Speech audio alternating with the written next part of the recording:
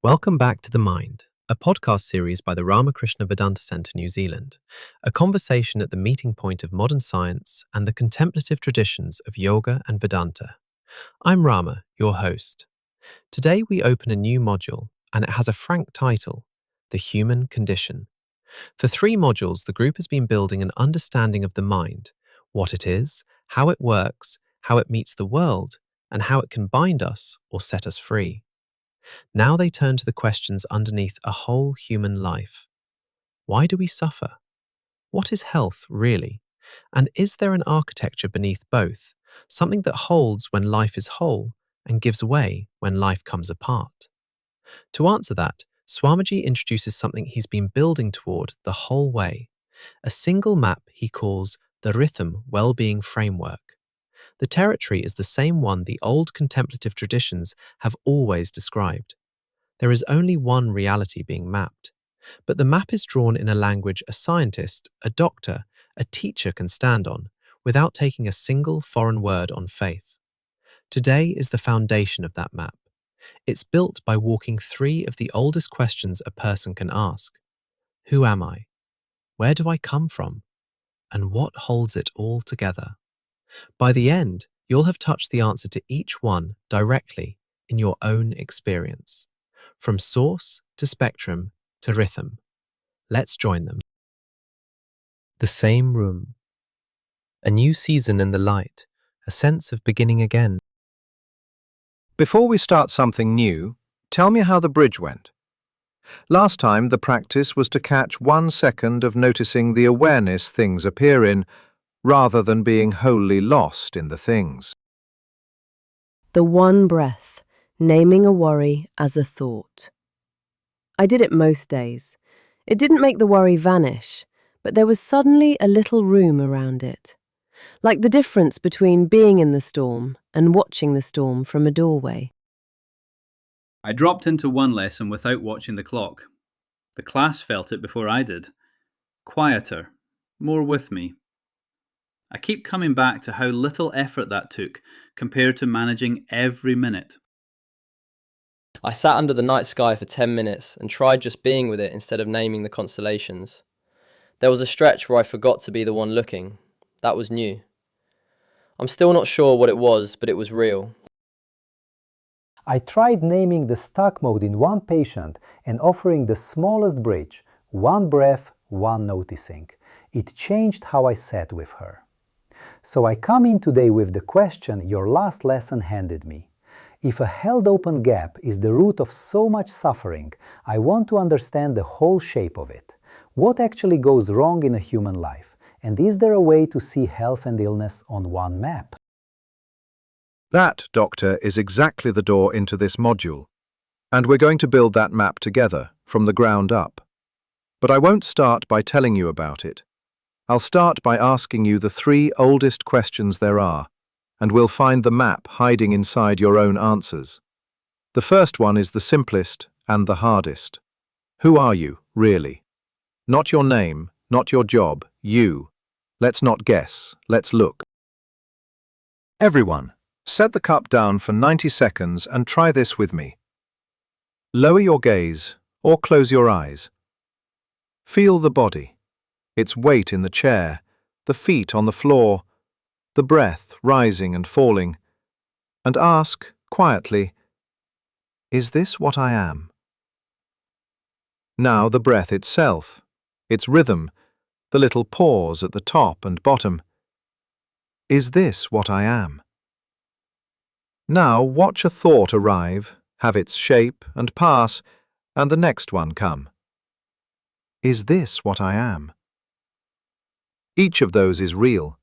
Each one is changing, and each one can be observed. So here's the question. What is doing the observing?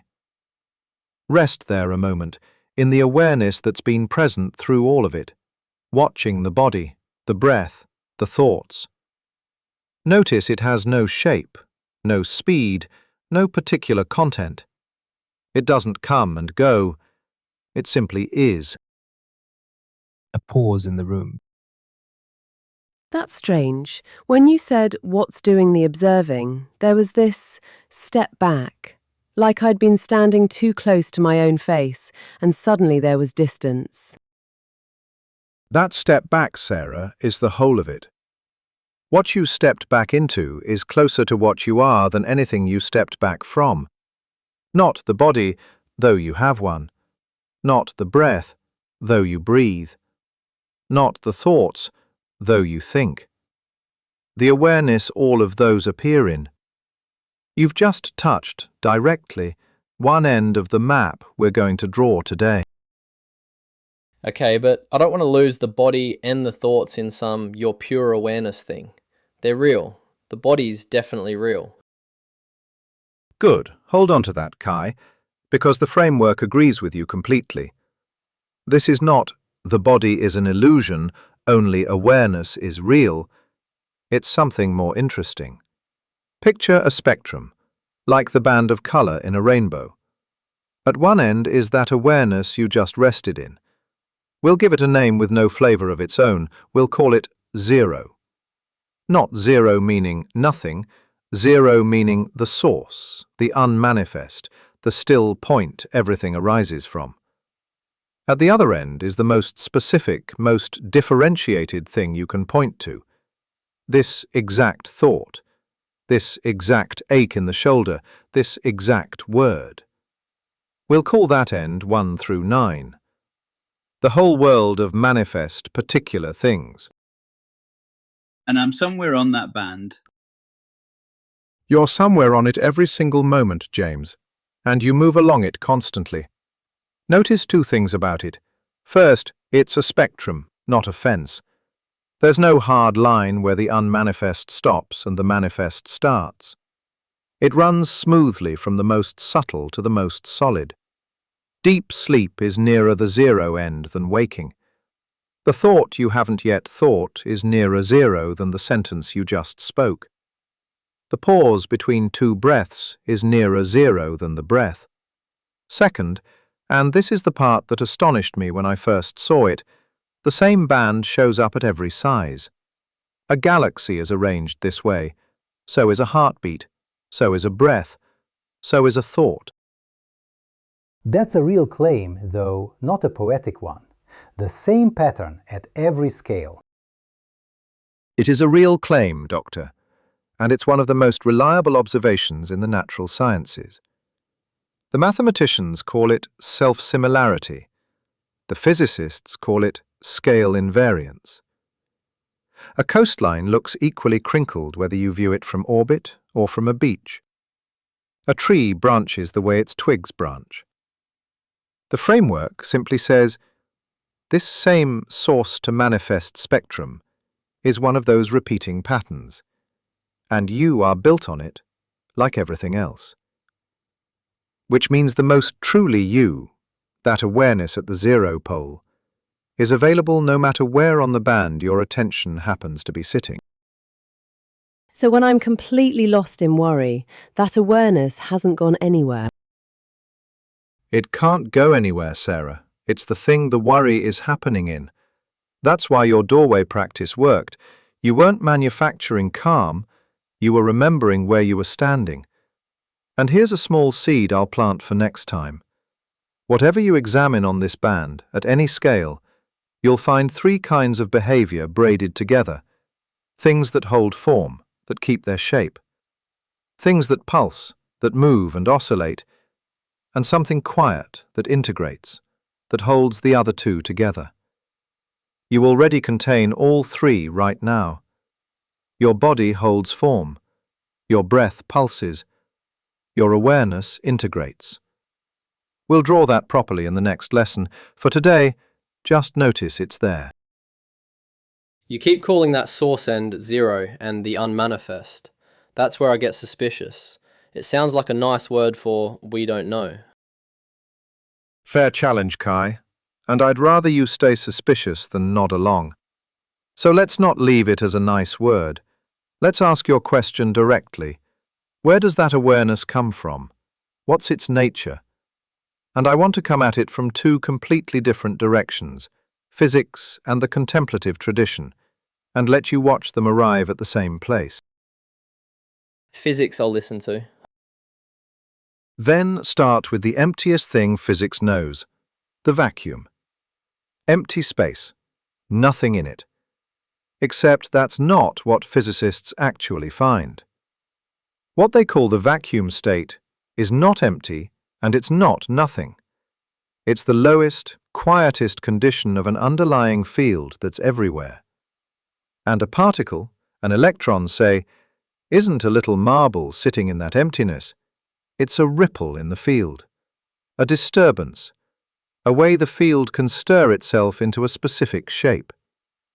Without the field, no particle could exist. With the field, particles can rise up and sink back without anything fundamental ever being created or destroyed. So the field is the real thing, and the particle is just the field doing something. Exactly, Kai. And the vacuum is what the field looks like before it does anything in particular. Not absence, availability, the unrestricted potential for any specific form to arise. Now hold that and look at the most ordinary symbol you know, the number 0. We say it means nothing, but try writing 10 or 100 or 1,000 without it. You can't. 0 carries no value of its own, and yet it's the thing that makes every other position possible. The source pole of nature plays exactly that role. It's not a thing, it's the field of availability everything arises out of. And that awareness you touched earlier, that's what this field feels like from the inside.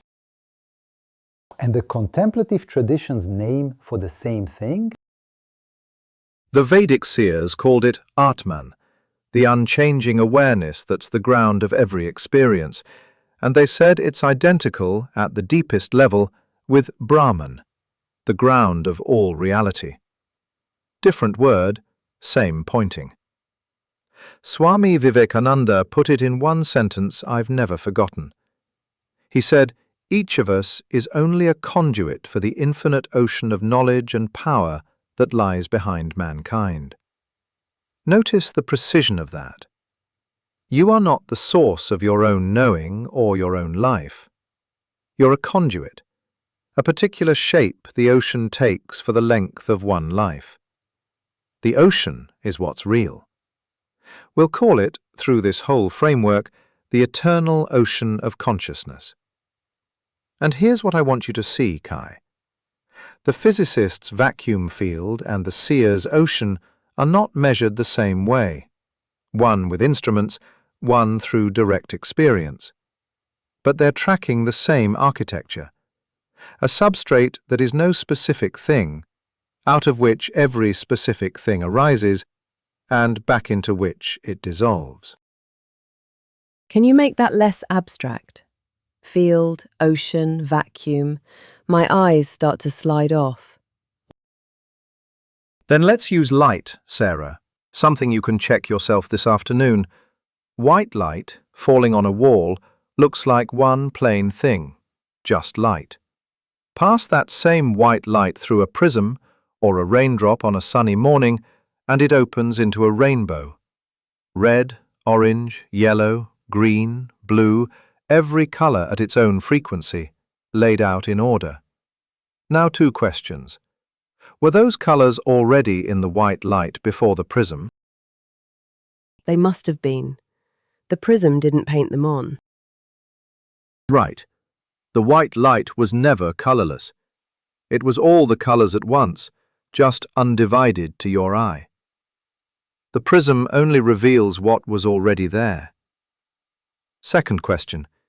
Is the white light a different thing from the rainbow, or the same thing seen 2 ways? The same thing. The white light just is the rainbow, gathered up, and the rainbow is the white light spread out. That, James, is the whole of it, and it's the heart of this module. The unmanifest source is reality undivided, the white light, our 0, the physicist's vacuum, the seer's Atman. We'll call it being. The manifest world is the same reality, spread into its colors, our 1 through 9, the world of particular things. We'll call it becoming. They are not two realities stacked on top of each other, they are one reality in two views. The tradition has names for the two views. The undivided, all-at-once view it calls the spectral domain, and the spread-out, one thing after another view it calls the temporal domain. Back in Module 3, we even saw that these two views are mathematically equivalent, two faithful pictures of the same wave, with nothing lost moving between them.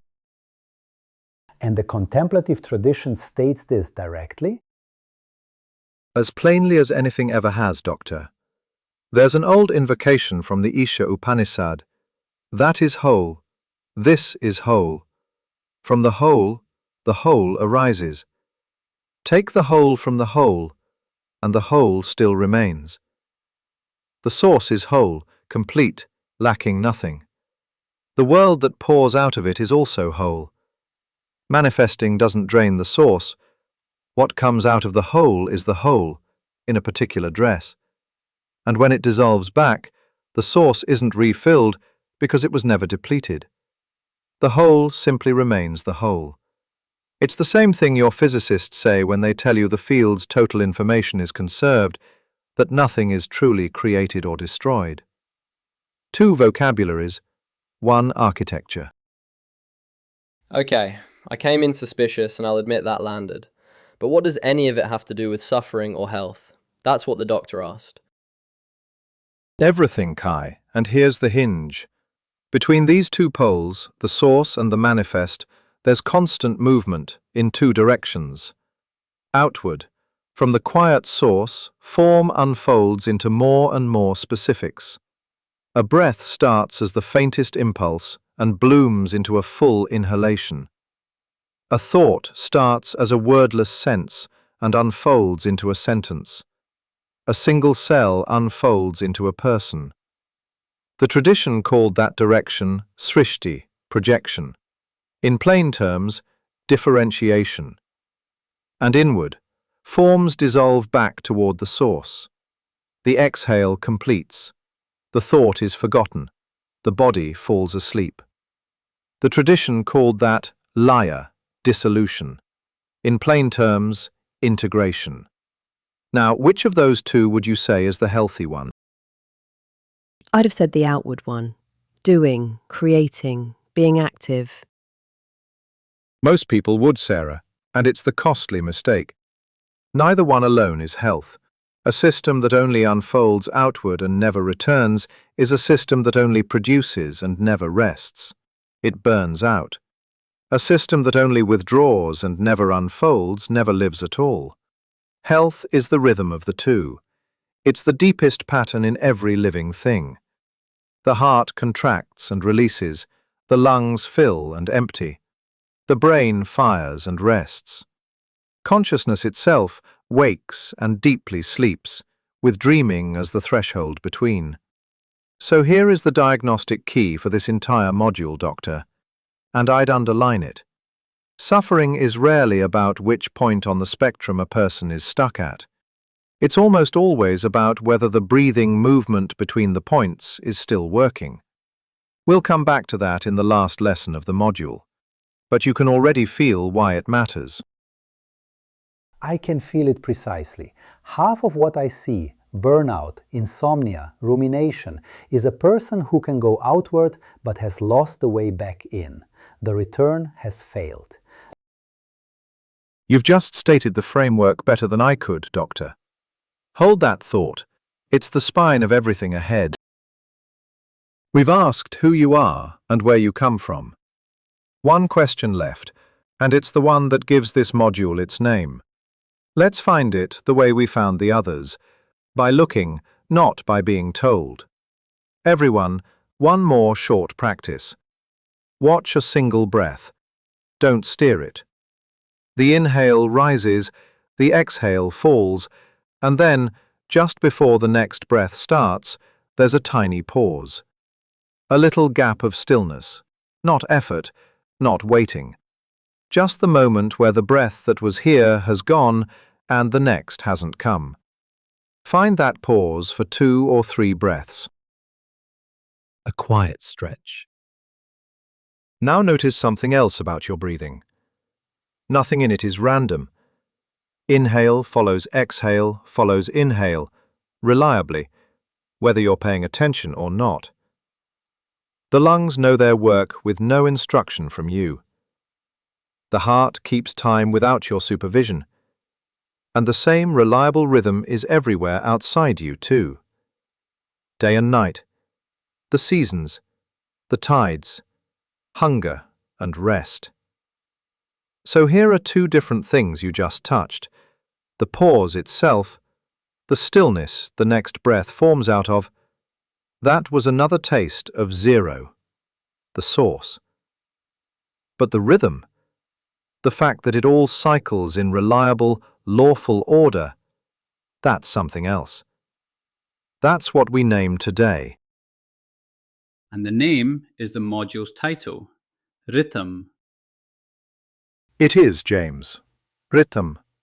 It comes from a Sanskrit root meaning to flow, to move properly. People usually translate it as cosmic order or truth. But the truest single English phrase for it is right-fittedness, the way things fit into their proper relationships, which is what makes a coherent universe instead of a chaos. And now, I'm going to show you something that delighted me when I first found it, because it means this is not a foreign word at all. Go on. That Sanskrit root traces back to an ancient ancestor language root meaning to fit, to join properly. And that one root scattered into many languages. In Greek, it became a word for joint, the thing that fits together. And from that we get the English word harmony. A musical harmony is, structurally, tones fitting together into a coherent whole. In Latin, the same root became a word for the skill of fitting. And from that we get the English word art. An artist is, structurally, one who fits materials, or sounds, or words into a coherent whole. In the old Persian of the Zoroastrians, it became asha, their word for cosmic truth. And in Sanskrit, it became ritam. Kai, this isn't a coincidence. It's one ancient recognition preserved for thousands of years across dozens of languages. The seers didn't invent a foreign idea.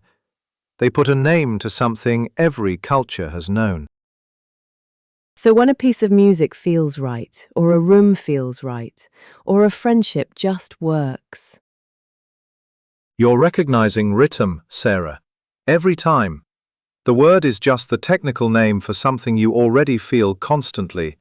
The tradition mapped it across 3 areas of life, and they're worth naming because they show how wide it reaches. First, physical ritam, the lawful order of nature itself. The orange grows in segments because that's how it fits together. The planets keep their orbits because that's how mass and distance and speed fit together.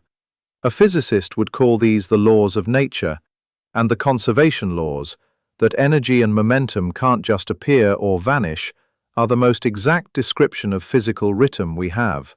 Second, timing, ritam, the right action at the right moment. A bedtime story works at bedtime. The same words at noon land differently. An athlete's breathing is fitted to the effort. Third, relationship, ritam, fittedness between people. A kept promise fits between 2 people in a way a broken one doesn't. Trust is simply the lived feeling of right-fittedness between human beings. And once you have the word, I suspect you start seeing it everywhere. That's the real gift of it, Doctor, and it's worth a quick tour, because the moment the eye opens, it doesn't close again. Start at the body. The heartbeat is rhythm in real time, and here's the lovely part. A healthy heart is not a perfect metronome. It varies, beat to beat, around a steady center.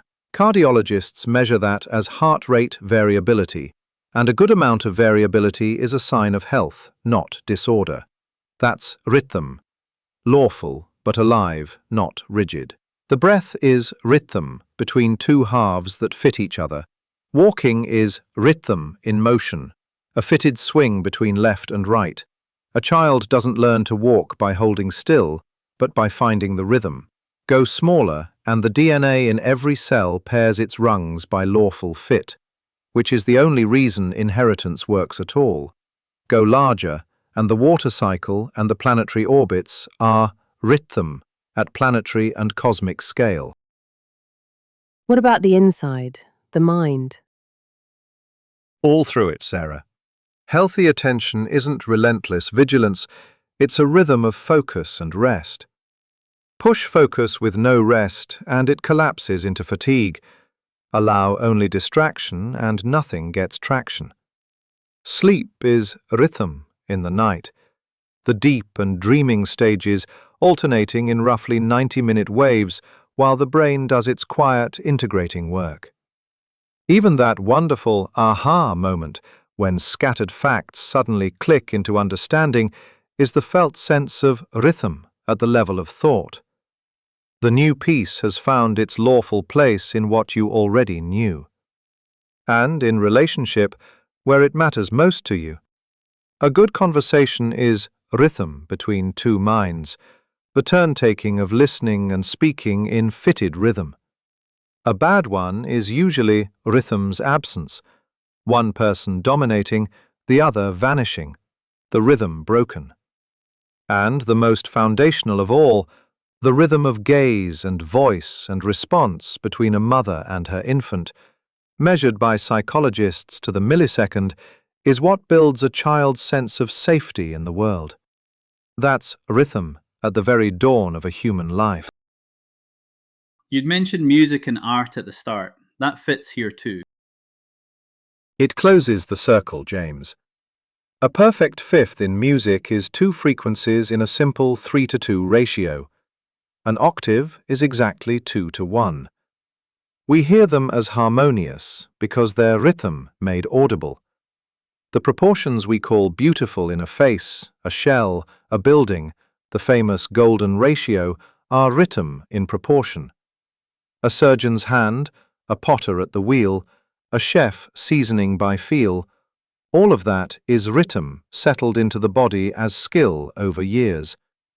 We'll come back to that in a later lesson, because skill is a kind of stored, practiced fittedness.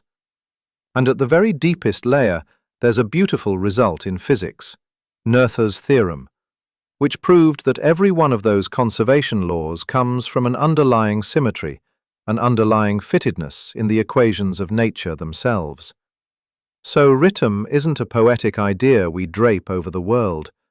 It's woven into the world's mathematical bones. So the point of the whole tour is what exactly? That a Sanskrit word covers a lot of ground? The point, Kai, is a single recognition that rhythm is not exotic and not foreign and not owned by one tradition. It's what every healthy, coherent, fitted thing has in common, from a quantum field to a conversation to the orbit of a planet. And here's why it matters for what the doctor asked. Once you can see rhythm, you can also see its absence. You start to notice the room that feels off, the day that feels jagged, the relationship where the rhythm has broken down. The tradition had a word for that, too. The negation of rhythm is anrita, disjointed, misfitted. And anrita is the structural description of exactly what modern medicine calls dysregulation, what psychology calls fragmentation, and what every contemplative tradition has simply called suffering. When the body's rhythms fall out of fit, illness arises. When relationships lose their fit, trust collapses. When action loses its timing, it grinds instead of working. So the same eye that recognizes health is the eye that diagnoses illness. They're one skill. One skill, Doctor, looked at from two sides. And that's why this framework is both a diagnosis and a treatment from the very first lesson. It tells you what to look for, fittedness and its loss, and, as the module goes on, what to do about it. We won't open the drift fully today. The last lesson of the module is built for that. But you can already hold the whole shape, a source, a spectrum, a breathing rhythm between them, and ritam, the right fittedness that keeps the whole thing coherent. When the fit holds, there's health. When it's lost, there's suffering. Everything else we do is detail on that frame. This week, there's nothing to fix and nothing to achieve.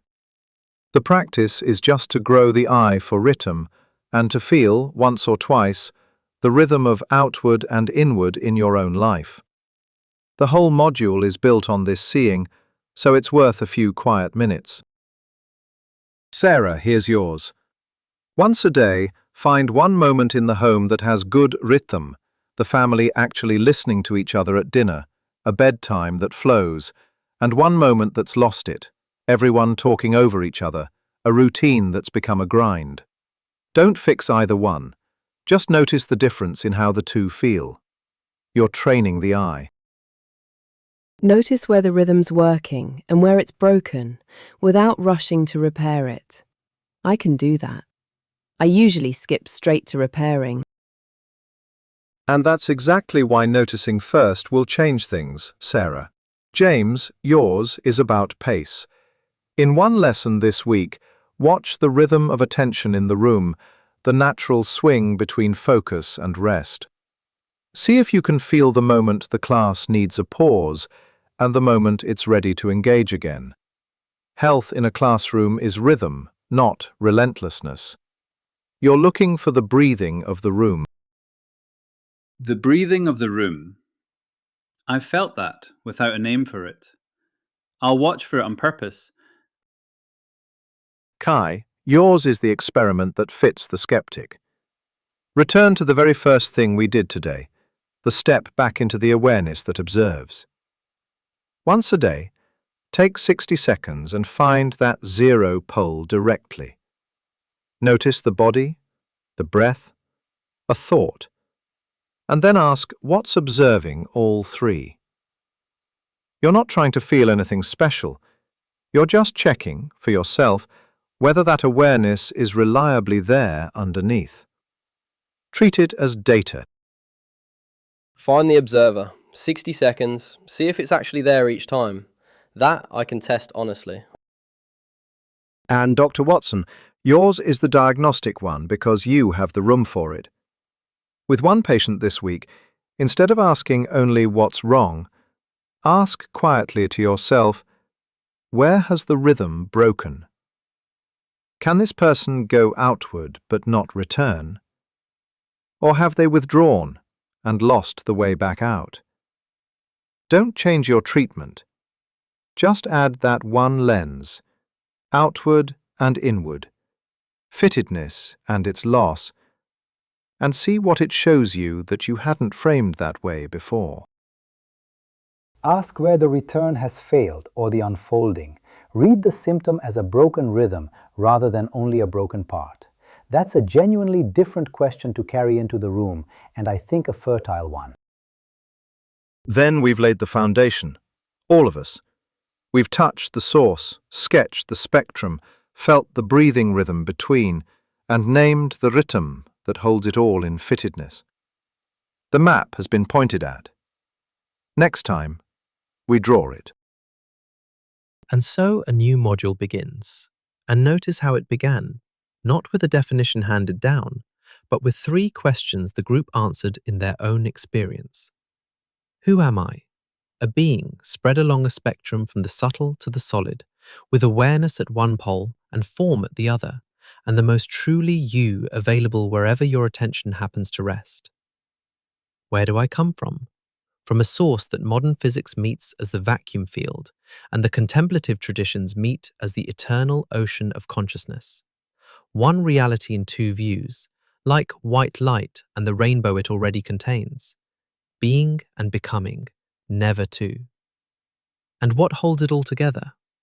Ritam, right fittedness, the same ancient root that gives us harmony and art, operating at every scale from the pairing of DNA to the rhythm of a good conversation to the orbits of the planets. Health, it turns out, is not a fixed point, but a rhythm, the breathing movement of outward and inward, and suffering is what happens when that rhythm loses its fit. This week, the whole practice is simply to grow the eye for it, to notice a rhythm where it holds and where it has broken, in a room, a classroom, a body, your own awareness. To go deeper, the full lesson 4.1 is available in the course Beginners, Conversations on the Mind in the Light of Modern and Spiritual Sciences on the Ramakrishna Vedanta Center's website, www.vedanta.nz. It is also available as an app on Google Play and the Apple App Store by searching for Vedanta NZ. Next time, we take this sketch and draw it, the rhythm diagram, where the numbers themselves, the doubling family of 1, 2, 4, 8, 7, 5, the pulsing pair of 3 and 6, and the integrating 9, turn out to describe the architecture of every manifest system in nature, including you. Until then, be gentle with your mind.